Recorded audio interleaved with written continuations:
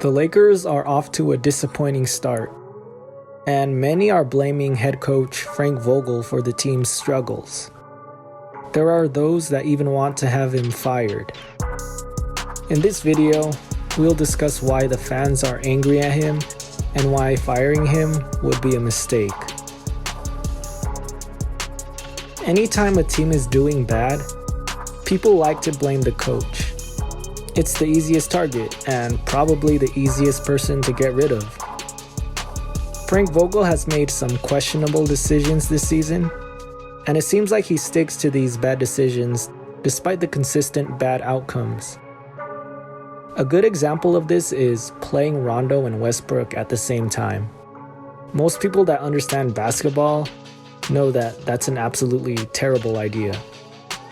If you look at the plus minus when these two are on the floor together, it's horrendous.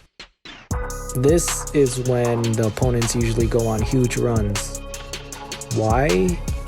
Because the spacing is awful when these two share the floor, because their shooting is subpar. And they're not elite defenders. With both of them in your backcourt, that makes you very undersized. The offense is bad, the defense is bad, yet Vogel continues to play these two at the same time. Another example of his questionable decisions is his choice to play a big lineup, with Deandre Jordan in particular. Again, there are spacing issues and defensive issues.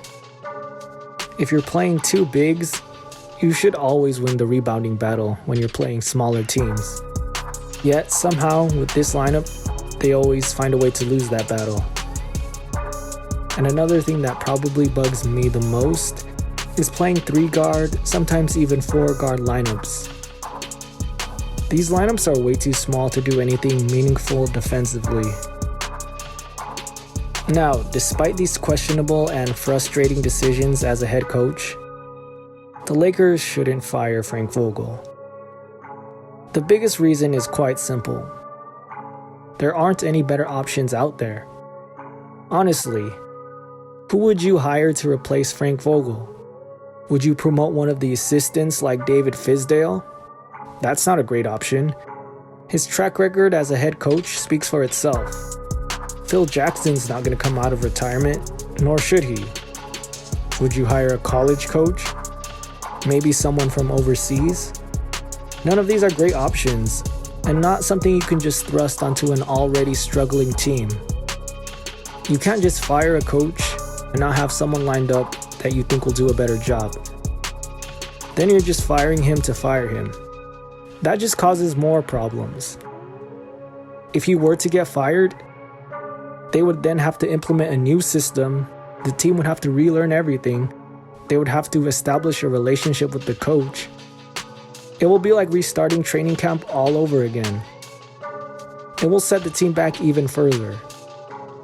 A lot of these players, and the most important ones, LeBron and AD, they already have a relationship with Vogel. They won a championship together about a year ago. A few bad games to start the season shouldn't be enough to fire a championship coach who's had a good record up to this point. Especially since we haven't seen him coach a fully healthy team yet this season. Now, I'm not saying that he doesn't deserve any blame. We've already discussed his questionable coaching decisions. But there are many at fault here when it comes to the Lakers' disappointing season. It starts with the players. They're the ones playing poorly. They're the ones showing little effort. They're the ones being inconsistent. They're the ones giving up leads.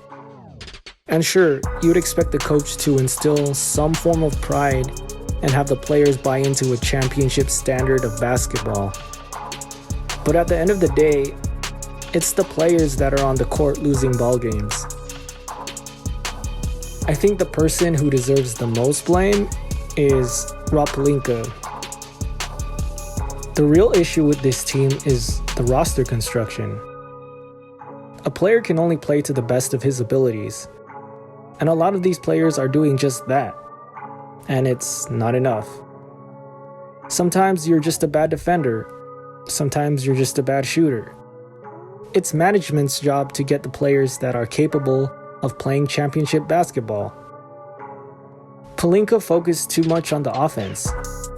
He prioritized surrounding the big three with shooters rather than good defenders, which has been the formula the past few seasons and one that got them a championship. He also signed too many guards and not enough wings, which is why Vogel is forced to play these awkward lineups. Basically, all he has to work with are guards and bigs, so he has to play either really small or really big. There's some things that effort can't fix. No matter how hard you try, if you're 6'4", you're not going to be able to grow 4 inches to guard a bigger player. If you're a slow-footed 7-footer, there's no way you're going to be able to keep up with a quicker player. When it comes down to it, a player is who he is. And obviously, injuries are contributing to the poor play as well. If you don't have all your players, you can't play to your full potential. But that's another failure of the roster construction. Obviously, injuries are part of the game, but the chances of them occurring increase exponentially when most of your roster is made up of players that are only a few years away from retirement.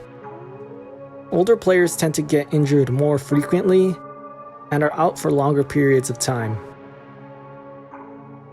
I'm sure we're all frustrated with how the Lakers are playing so far, and it's human nature to look for someone to blame, but we can't just blame one person. There are many people at fault here. We can't just make the head coach the scapegoat. And we can't make any real judgments about this team until we see them fully healthy. Hopefully we get that chance. But I really think they need to get reinforcements on defense, particularly on the wings. Vogel can only work with what he's got. And if management doesn't improve the roster, I fear we're going to see a lot more of these awkward lineups. But we're still at the very early stages of the season, and a lot can happen between now and the playoffs.